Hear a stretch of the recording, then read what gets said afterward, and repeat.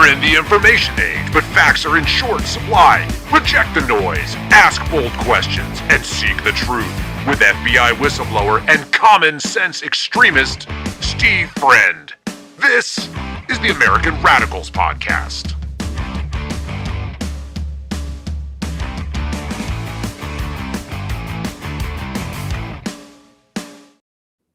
It is the American Radicals Podcast on Friday. Congratulations, you made it through the whole week. Today's January 9th, 2026, and we're going to be talking about use of force. I know it's been percolating in the news everywhere you look, conversations about what went down in Minnesota, the woman shot by the ICE agents there. Not really going to delve into that specific case, but I do think it's an opportunity to educate the audience about deadly force policy at a federal level, as well as use of force policies at local levels for law enforcement agencies all over the country, and a conversation about the use of force continuum to make sure that we're all briefed up on that and have the greatest understanding possible, so that when the talking heads are weighing in one side or the other, you can formulate their own best decision. And also, when we get done with that, we'll talk about things like the Department of Justice missing Epstein deadlines yet again, some rogue federal judges that Republicans are threatening to punish, so they probably won't be. We're going to withdraw National Guard from some of the biggest cities in America. Conversation about a Uvalde police officer who's now been charged with a crime. Dan Bongino finally quitting at the second tier level of leadership at the FBI. I issue my comments and thoughts on that. And then I did a deep dive on the Fight with Cash Foundation, the charity that provided some assistance to FBI whistleblowers a couple of years ago. And it's not good. Seems like kind of a potential money laundering operation going on there. So we'll get to all of that. We'll churn and burn through it here on a Friday, get you wrapped up here in a reasonable amount of time on your lunch break. Without further ado, let's get to it.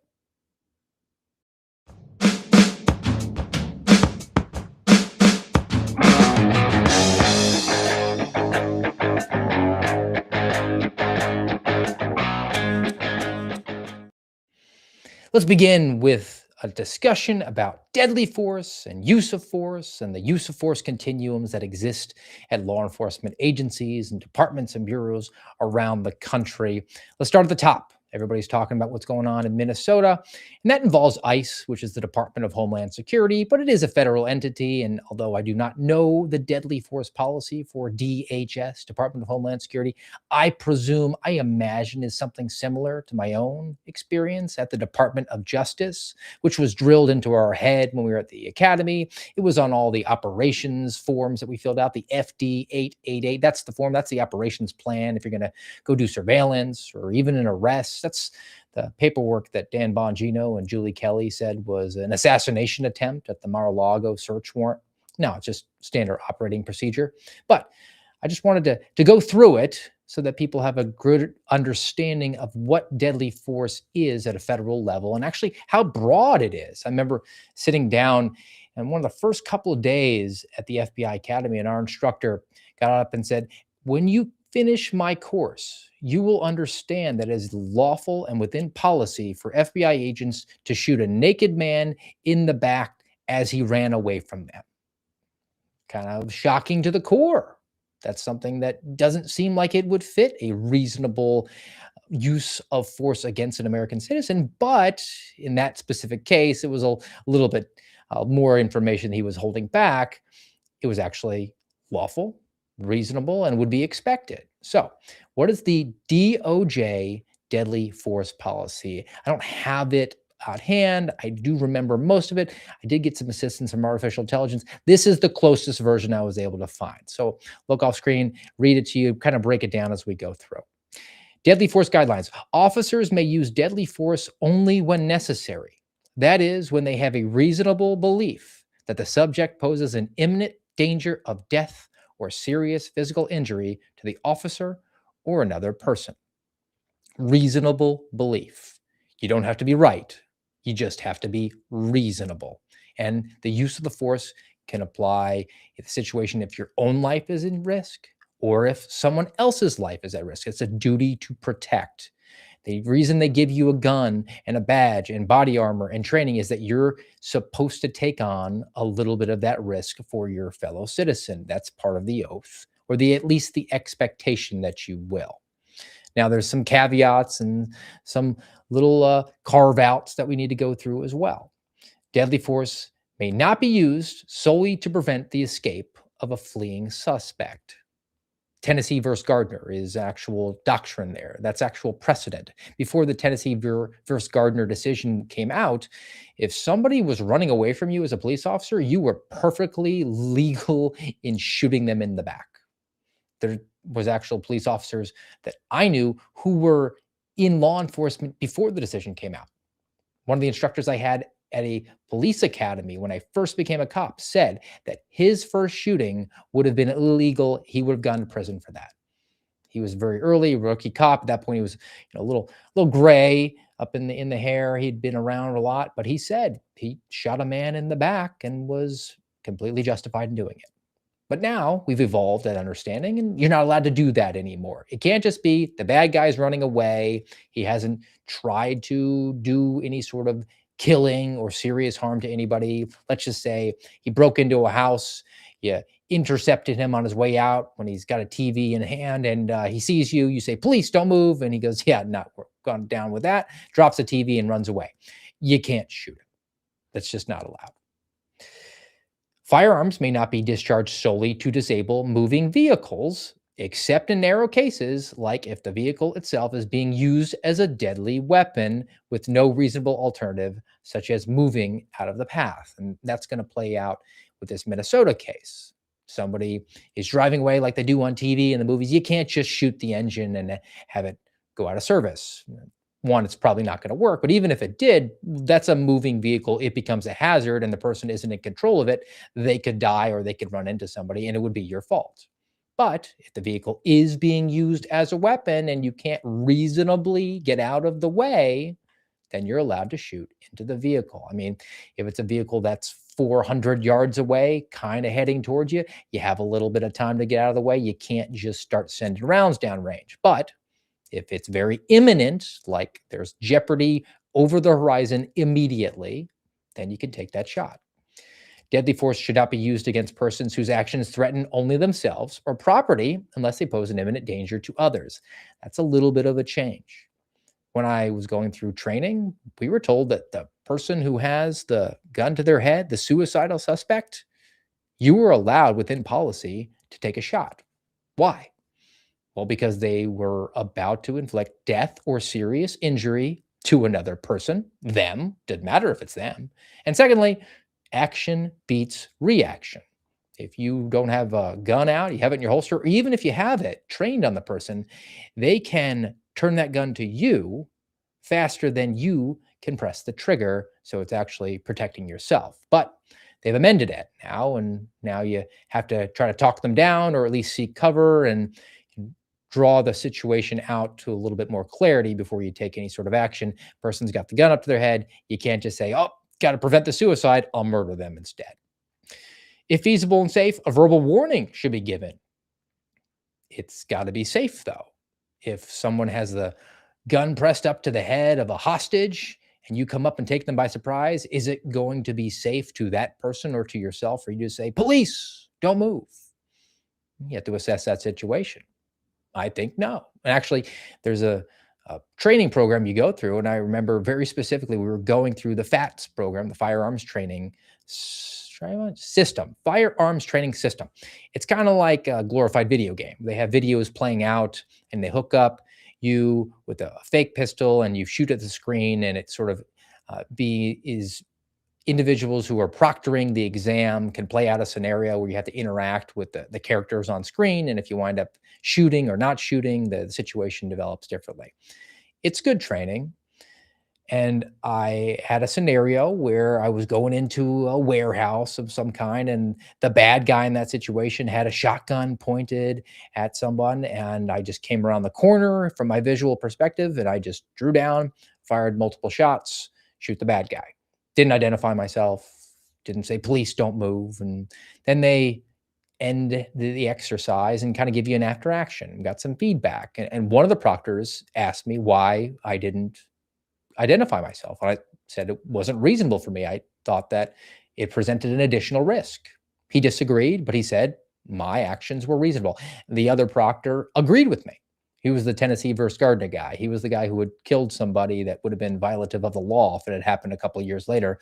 And I remember him laughing and saying, I like how you shot him a bunch of times, not just once, because that's something else in law enforcement in general that you should know. And this is not specific to the Department of Justice's use of force policy, which, gets into things like you can't fire warning shots unless you're at a prison. And then they amended it recently after the St. George Floyd riots happened. And they said that if you got somebody on a knee to neck, then you kind of have to take them out, which gets a little bit dubious. Do you shoot your fellow agent if they're doing an improper hold, or you just yank them up? But that's really extra stuff that's on the periphery of what we're talking about.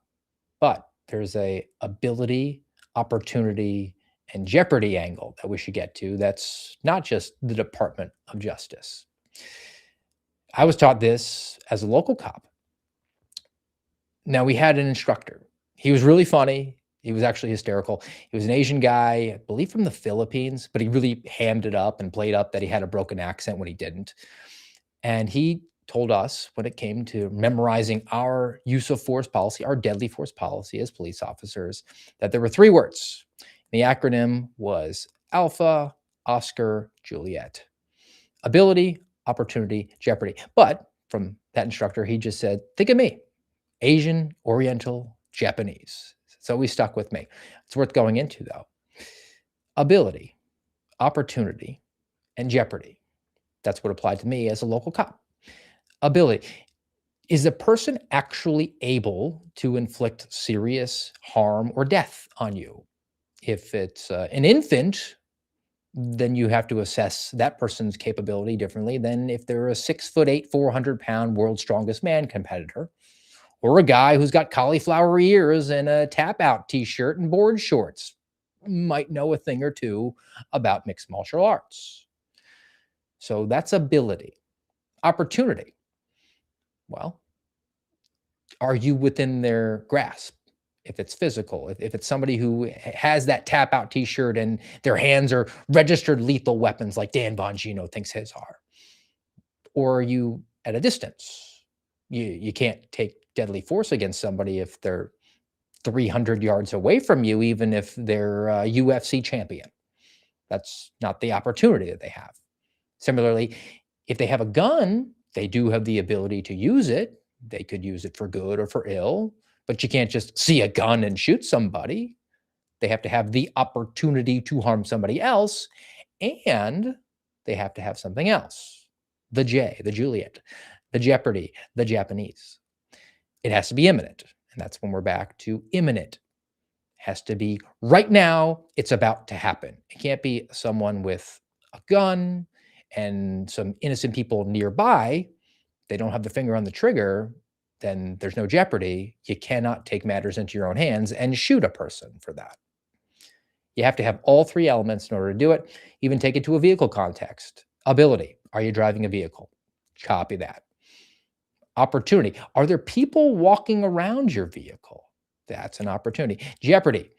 Are you pushing on the gas pedal, or is the vehicle in park?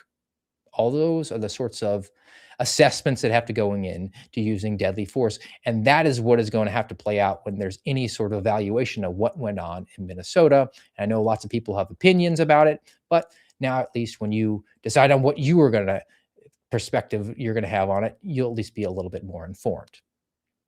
Now, the last part I want to get to is the use of force continuum. And it's a little bit outdated. I know some departments have gone away from it. Some have maintained it. But what you should know is that an officer of the law, an agent of the government, they represent the gun because it ultimately can get to that because of a use of force. It starts at the lowest level, and the principle is ask, tell, make. I can ask you to do something. If you don't, then I have to up it to the next level. I have to tell you to do it. If you don't do that, then I have to make you do that. And that could be for a lawful order. It could be for bringing someone into custody. It could be for a whole host of reasons. But the basic understanding is use of force continuums permit police officers, agents of the law, to use one level more than the person that they're applying the force to is currently using. So someone's sitting there very peacefully, not saying a word. One level up would be ask. Can you go do that for me? Now, if they're not willing to do what you ask them to do, then you give the verbal tell, the instruction, you will do this. I'm giving you a lawful order. This has to be done. If they're unwilling to do that, then you can get a whole host of goodies around your Batman belt to make them do it. Now, in a use of force context, somebody's obeying every command, then you're fine. Let's say, though, that they're passively resisting you. That's the person that does the die-in, the sit-in. Look, I'm just going to sit here dead weight. Are you allowed to beat that person with a baton or tase them, spray them with pepper spray? No, that's way too much. But you can put your hands on them then. You can pick them up, escort them out. Then there's actively resisting you. That's the person who's physically fighting you. You can physically fight them, and that's force on force. That's pretty equal. We need to go to something a little bit, perhaps, more aggressive. That's why you have intermediate tools. If someone is fighting with a cop, they can't just shoot them unless there's a deadly force element to that, like the MMA expert is trying to put you in a chokehold, or the guy who looks like Wreck-It Ralph, who's 6'8", 400 pounds, and he's got a 5'2", 130-pound female cop in a headlock. That would be a little bit more serious. But just in general, you're scrapping around on the ground, trying to put handcuffs on a bad guy, you can't shoot him. And that's why you have pepper spray. That's why you have a taser.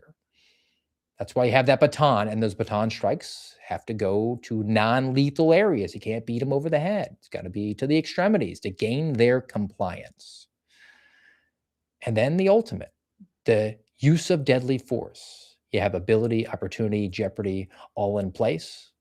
And that's when you're able to use deadly force through a firearm as long as it is necessary. You have that reasonable concern, and there has to an effort to be there to stop that threat, to do what is necessary, not to kill the person. You're using and applying the force to end that threat, or at least bring it down to a level where you no longer have to use that ultimate level of force.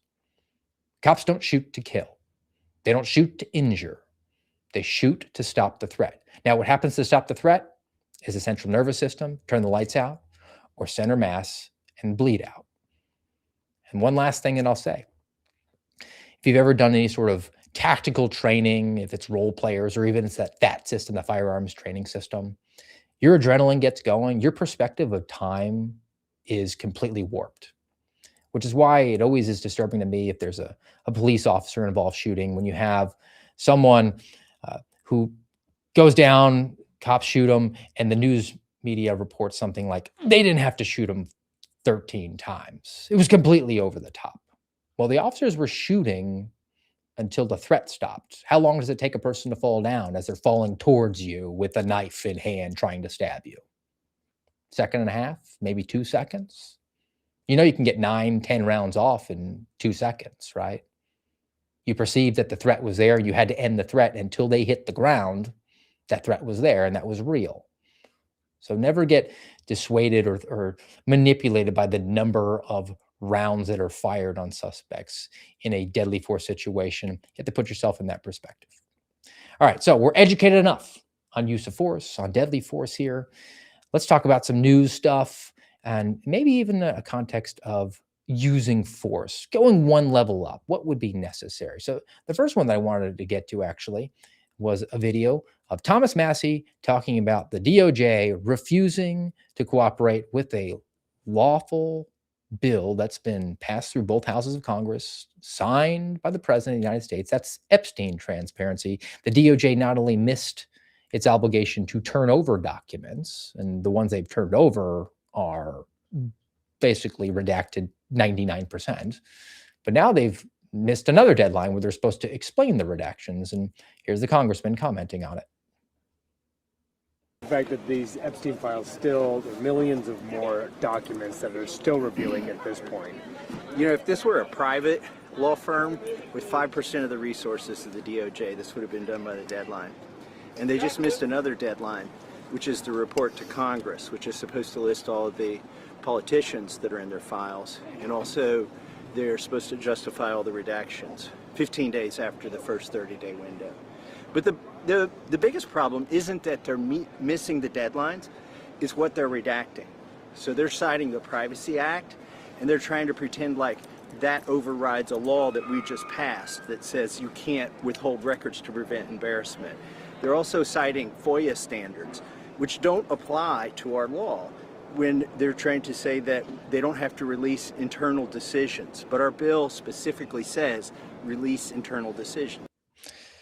All right. So I think Thomas Massie is on record. He's pretty unhappy. I think most of the American people are with the DOJ slow rolling this and having no intention to ever turn it over, and then putting out lots of red meat to distract Americans from paying attention to how they've failed, willfully so. I don't think you can make any articulable, reasonable case to me at this point that this is incompetence. This is purposeful. What's the use of force continuum tell us, though? Well, Congress has the power of the purse strings. I believe it's 420 plus members of the House. Only one didn't vote for it. 420 plus voted for Thomas Massie and Ro Khanna's bill.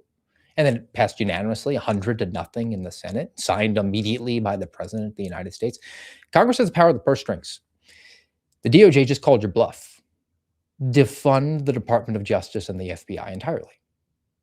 That's what you have to do. You have to take it up one notch. Is doing an impromptu press conference on the steps outside the Capitol doing anything? Is threatening to recommend indictment charges over to the Department of Justice so that it can investigate itself and determine that itself didn't do anything wrong? Is that going to produce any fruit? No, they called your bluff. The next level up the force continuum is take all the money away. And we can't do that. What about the actual reasonable and normal and acceptable work that's going on at the Department of Justice? But I don't care. Neither do the American people. Spoiler, we have a robust state and local law enforcement network in this country. We would not miss a beat if we did away with the Department of Justice and the FBI. But that's my opinion. So I think they could pick up the slack in that sort of a situation. However, if you're worried about something bad happening and they're going to hold that over your head, then you really passed a bill on through that has no teeth. We have a separation of powers issue here. The executive branch has called the bluff of the legislature. Unless they're willing to follow through, DOJ is never going to comply with the Epstein Transparency Act, nor are they going to follow through with any other sorts of efforts to hold them accountable or demand transparency from them. Now, the other chamber of the legislature is the Senate, who recently had some hearings where, we got to have lots of hearings, right, guys? I mean, strongly worded letters, got to give us some cable news hits. But I do think this one is interesting because senators are weighing in on what they're labeling as, what do they call them? Rogue judges. Senate Republicans, according to the Washington Examiner, urge discipline for a pair of rogue judges in first of its kind hearing, unprecedented. And it's the usual cast of characters who are trying to make a name for themselves, get themselves some cable news appearances, lots of Twitter likes, but they do identify two problematic federal judges, and they're threatening to impeach them, which will never happen. That would be the reasonable choice up on the force continuum, remove problematic judges who operate outside of the law, outside of their oath of office. But just for your own information on who these guys are and gals are, one male, one female. The first one, no surprise, James Boasberg. He's the big baddie in the D.C. district. He's the one who authorized the Jack Smith investigation into I think all of the Republicans who were in Washington, D.C. I think it was 11 senators and 6 House members who had their phone information subpoenaed, and they were not notified of it, which could be outside of some congressional rules and laws. It's an interesting angle to take. The other one that we've talked about before on the American Radicals podcast is this female judge, Deborah Boardman, who sentenced the individual who went after Brett Kavanaugh, Supreme Court Justice, a couple years back. Remember, he flew across the country and had zip ties and a gun and was going to try to assassinate Brett Kavanaugh. It was over the Dobbs decision. And that was after Chuck Schumer said, "You will reap the whirlwinds." And this guy was like, "All right, I'm your Huckleberry." He wound up turning himself in and was arrested by the United States Marshals and was facing some sentencing. The Department of Justice went after him with some terror enhancement, was seeking about 30 years. And this judge gave him 9 years. And we talked about this before, but it's worth bringing back. This is a story over at NBC. It shows you just how broken our institutions are, actually laying out what went down at the sentencing from NBC. The headline: woman sentenced to 8 years for attempting to assassinate Brett Kavanaugh. Didn't I just say it was a dude? It is. But now he's trans, so we can't dead name him anymore. And this judge is all too happy to go along with it. Now, here's some quotes from this judge. Again, her name is Deborah Boardman. She imposed a sentence of 97 months. Quote, she has taken full responsibility for her actions. The judge acknowledged that, quote, this crime did involve domestic terrorism, but undid the actual terrorism enhancement. 2 more quotes. Miss Roski came out to herself as transgender in 2020, but kept it secret. Miss Roski's sister came out as gay 2 years prior, but Miss Roski saw that their parents struggled to reconcile her sexuality with their religious beliefs. Oh, it's just that white Christian nationalist that probably drove this dude to try to murder one of our Supreme Court justices, who I'm not a fan of, by the way. The other quote: I am heartened that this terrible infraction has helped the Roski family accept their daughter for who she is. Federal judge doesn't know Harry from Sally because she also later on said that she's not political. Use of force says both of these people got to go, Boasberg and Boardman, but we're kind of up a creek when we're depending on Republicans to do it for us. Now, there's a lot of conversation going on about federal troops and federal agents going into big cities. And just before the new year, around the Christmas break, there was a big announcement from the president that he was actually going to bring the National Guard out of a couple of cities.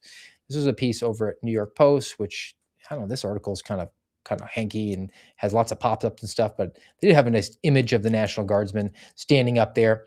And a statement that it refers to comes from Donald Trump, which he put out on his social media, on Truth Social. President Trump said, quote, we are removing the National Guard from Chicago, Los Angeles, and Portland, despite the fact that crime has been greatly reduced by having these great patriots in those cities, and only by that fact. So a little bit of a contradiction in the president's statement there. He, I guess, wants to argue that he should leave the troops there because the crime went down. I mean, I guess if crime went down, this was supposed to be a temporary solution. I guess mission accomplished, hang the banner up on the battleship. Should make sense to actually bring the National Guardsmen down unless you want troops all the time. And I think most Americans would have a problem with that. Another quote from President Trump. Portland, Los Angeles, Chicago were gone if it weren't for the federal government stepping in. The president argued that, quote, we will come back, perhaps in a much different and stronger form when crime begins to soar again, only a question of time. I want to make a case, though, that withdrawing the National Guardsmen could actually be the next step up on the use of force. Counterintuitive, but go with me on this. You have these crime-ridden cities. They have embraced socialist policies where they just hug a thug and they let the illegal aliens out because they are mad at the president's mean orange and literally Hitler. They have elected prosecutors, these district attorneys in there who have purposefully made their cities horrible. They don't prosecute crime. They raise standards for even property crimes so they don't prosecute. Zero cash bail, all these problems. While the president, the executive branch, assess that we have these large cities, we need to send in some National Guardsmen to bring them to heal to a certain extent. Has it happened somewhat? Yeah, but it's not a permanent solution. And there's clearly lots of resistance from these places. Los Angeles, Portland, Chicago, they're the ones that are saying, get out. We don't want you here. Well, that's embracing what I want. That's the next level up, the use of force continuum. Completely withdraw from the cities. Take the National Guard out. And why don't we just stop sending all federal resources to these cities? You can have the illegal aliens. You can have the district attorneys who want your cities to be cesspools.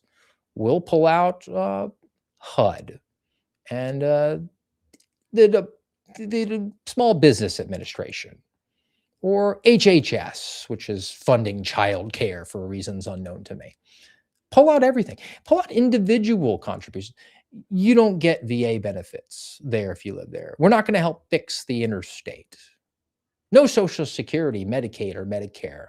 We're going to withdraw everything, which would be the ultimate. We haven't gotten there, but maybe this is a step along the way. At least pulling out these National Guardsmen, let them choke on it. We are now escalating by actually ceding that territory back to them. All right.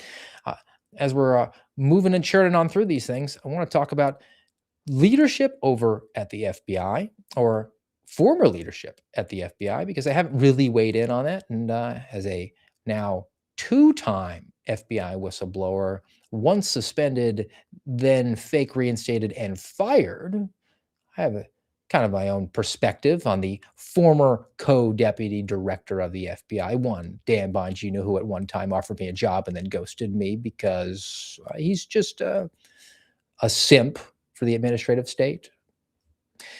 But he just left, and now he's been out there fighting the good fight as a private citizen, because apparently Dan Bongino looks in the mirror and thinks that he sees a Navy SEAL, and that the block button on social media and tweeting incessantly profanities at people is the most deadly weapon system that exists in this fight.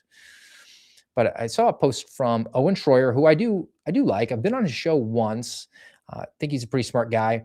And he was assessing what the support network that is out there championing Dan Bongino's departure from the FBI would mean. And I'll throw this up there, read it, because I think he makes a pretty fair point from Owen. He's responding to an account that is at Irene Wexler. And she said, Dan Bongino flamethrowing from the gate is not what we deserve, but what we need. Now, Owen said, he was just at the FBI. WTF are we talking about? Can't wait till Trump quits being president. Then the real fight starts. Same logic. All the propaganda agents are out on this one, which I think is fair. Dan Bongino is taking a step back on the force continuum, is he not? If he, in fact, believes in what he was saying, when he was paid for his opinions the first time. He was pointing out all the problems that existed that needed to be corrected, all the big cases that need to be investigated and prosecuted. The man was the number 2 in the FBI and did nothing to address those. But he's going to fight the good fight now that he's not there and able to bring some material and personnel and muster an actual investigation against people for Russiagate, which was his big story, right? That was when the FBI weaponized itself against Donald Trump the first time, when they were taking a fake dossier from the Hillary Clinton campaign and laundering it into the system, and then using that and leaking it to the media to double source it to get fake FISA wiretaps on the Trump administration so that they could spy on it. Or the Hunter Biden laptop, which Miranda Devine wrote a whole book about, and Dan Bongino bought the rights to so it could be published.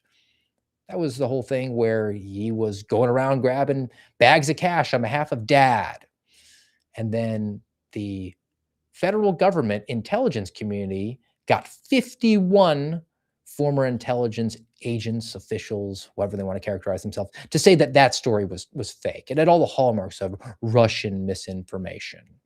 And the FBI, though, had the Hunter Biden laptop in its very possession, and yet sent Elvis Chan out to social media to suppress the story. Those are just two. Those are just two. We didn't get anything about the Dobbs leak, which wasn't illegal, but Dan Bongino promised it to us. The White House and the cocaine story, well, Secret Service kind of spiked it. They had responsibility for it, but hey, co-deputy director Bongino said he was going to give it to us. No, we didn't get any of those answers. What else? I wrote down a couple other things. Oh, yeah. We went after parents at school board meetings. Where's the accountability on that? How about coronavirus accountability? Anthony Fauci, is he going to be investigated for anything that went on there? Or is that preemptive pardon that was signed by an auto pen just nothing to do here? Could we at least have gotten some information, some transparency, the actual transparency off of that? The Butler assassination? NFI, no further information. You would think that there might be a little bit of intrigue there since it was a Secret Service failure, and that used to be your stomping grounds, Mr. Bongino. I don't have to call you co-deputy director anymore. You're just Mr. Private Citizen. I've alleged there for a while. I've proffered for nigh on over a year that was likely a playbook case where the FBI was grooming Thomas Matthew Crooks to do some sort of a terrorism thing. And then he just went off script. And then they circled the wagons and covered their bases and said, we're going to investigate it as terrorism just to make it classified and justify having had that case opened prior to January 13th, 2024. And then the crown jewel, the January 6th pipe bomb, where you, Mr. Bongino, jammed up an innocent autistic man who somehow eluded an $11 billion law enforcement agency for 5 years, having used his own cell phone and credit card and car and not changing his lifestyle at all for half a decade. Oh, and he bought bomb components to build a bomb that he was going to build because he was angry about an election, except he built the bomb using components that he bought 3 years before the election because he's apparently clairvoyant. I want to know what his picks are for this weekend, NFL wildcard weekend. I haven't been paid in a while, so maybe I could make a nice killing that way. Happy trails, Mr. Bongino. And how about his ex-boss, Kash Patel, the director at the FBI? You know, I'm in the process of kind of aggregating a bunch of different information pertaining to my own experience. I've already sent a whistleblower disclosure up to Congress, but you're going to have to adjudicate my removal from work. And retrospective and thinking back, I wanted to bring this to the attention of the American Radicals podcast audience because, look, I own my mistakes. I endorsed Kash Patel wholly to be the FBI director back when they were transitioning from the Biden administration to the Trump administration. I thought he was the right guy. He said the right things to me. And one of the other things that he did, or at least he advertised to me that he was doing, was raising money on behalf of law enforcement, military, government whistleblowers to provide them material support in their time of need. And in fact, the Fight with Kash Foundation gave me, my family, 2 separate $5,000 payments to help us pay for our medical insurance. I was really grateful for that. And Kash, even at the time, said, don't advertise it. I'm just doing this out of the goodness of the foundation. I don't want any attention for it at all. Seemed like a really classy move. But then I looked into the Fight with Kash Foundation, and maybe he didn't want it advertised because the Fight with Kash Foundation's got some problems. So put on my investigator hat. So before anybody makes a charitable donation to this group, you should probably know a couple things. Let me pull it up. This is public information, by the way, because Fight with Kash is a nonprofit. Their Form 990 is publicly available. It's under Kash Foundation, Inc. You can get all this information. And I did a little bit of research.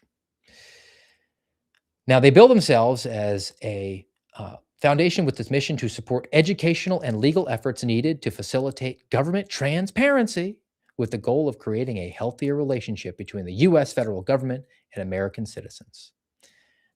They've been around for the last 3 taxable years. Let's go to the most recent, though, last year, or the most recent taxable year that we have information on, which will be 2024. We just finished 2025. They haven't prepared their tax returns yet. 2024, how much money came into the Fight with Kash Foundation? Pretty close to $2.5 million. $2.4 million came in behalf of charitable people, made contributions. Now, what was the outflow? Well, the total outflow was actually $2.5 million. They went into the red. But what did they spend it on? Well, they gave grants to some organizations, the amount of $640,000. Grants to individuals, the amount of about $190,000. And then grants to foreign governments and foreign individuals for $50,000. Other expenses, kind of alarm bells to me. They spent $338,000 on fundraising services. They spent over a third of $1 million of money that was donated to them to try to get more donations. $750,000 advertising. I wonder if one of those advertising firms is Kash Patel's buddy. Legal services was only $34,000, but we know that the Banal Law Group is actually running the Fight with Cash Foundation. They're the ones that are suing my buddy Kyle Seraphin on behalf of Alexis Wilkins. Bank fees. Maybe they had some overdraft. I mean, they did go in the red by a few $1,000s. Maybe there was some overdraft fees, or maybe they are just miscategorizing this purposefully because they hope nobody pays attention, because they had $223,000 in bank fees. Now, was this an amateur accountant? No, it was a BDO Seidman, a reputable accounting firm that did that. So just know, the last thing that I wanted to tell you before we close it out here, I said that the money that they outflowed, which was not unsubstantial, 640,000, 190,000, and then 50,000 foreign entities. That's money that they donated back out. The total number of individuals who received money from the Fight with Cash Foundation was 9 people. It amounted to $77,000 from an organization that took in $2.4 million. It's about 3%. I got some concerns.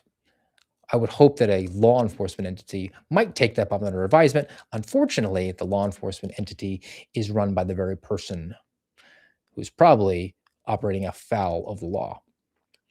All right, one last one, just because this one's kind of weird, and we're going into a weekend. We're talking about law enforcement matters and crime and punishment.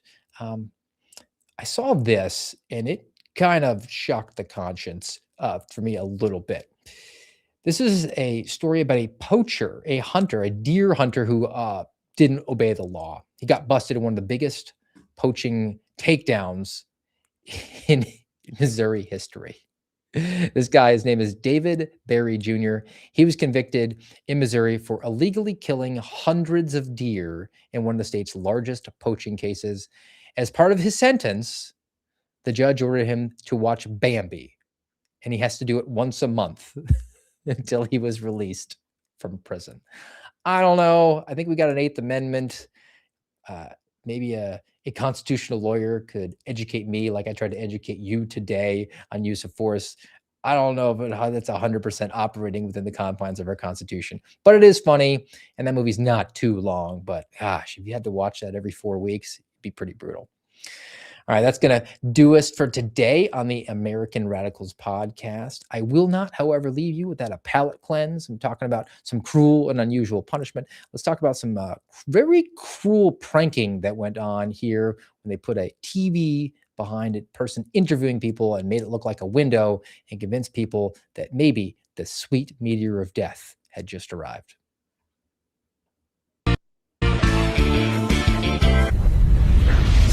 ¿Tuvo algún problema llegar acá ahora? No. Estamos un poquito... Madre. Perfecto. Aquí están las... ¿Sí? Ah, perfecto. Mire.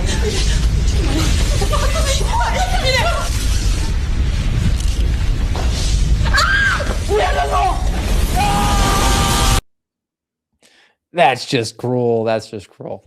All right, guys. Hope you have a great weekend. Thanks again for joining us on the American Radicals podcast. If you haven't already, just give us a nice like, subscribe, follow on rumble.com/amradpod. Also, YouTube, the American Radicals podcast, and subscribe to us on the audio format on iTunes, Spotify, and iHeart. Hope you all have a great weekend, and we'll see you back here on Monday, 12 o'clock Eastern Time.